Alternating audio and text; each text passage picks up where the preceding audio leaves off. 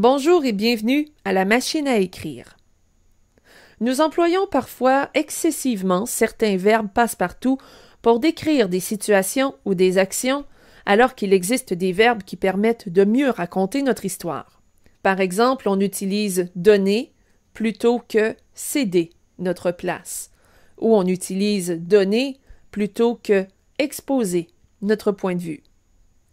Donner, avoir, mettre et faire sont des verbes que nous substituons souvent à d'autres verbes. Cette leçon porte sur un de ces verbes, sans doute celui que nous employons le plus souvent, c'est-à-dire le verbe faire. L'approche dont il sera question s'applique aussi à tous les autres verbes mentionnés.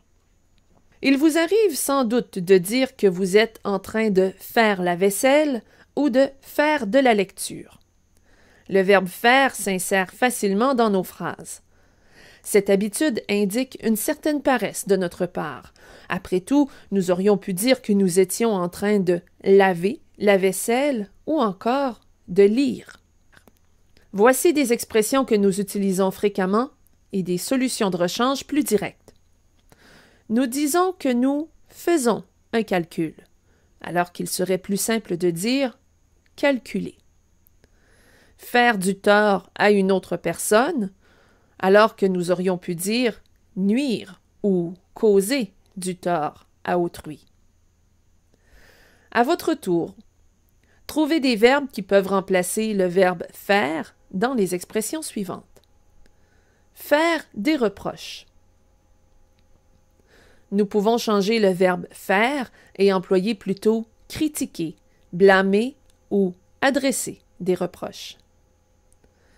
Faire un feu de bois.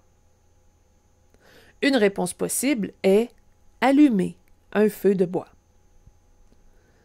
Faire cesser un conflit. Faire cesser peut être remplacé par arrêter, terminer ou régler un conflit. La meilleure façon de supprimer autant que possible le verbe faire de vos rédactions est d'appliquer le truc suivant.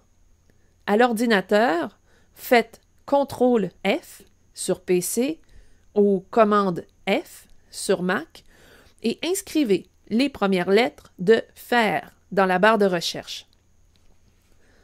Votre logiciel trouvera pour vous la plupart des occurrences du verbe faire et vous pourrez par la suite fouiller dans un dictionnaire pour les remplacer.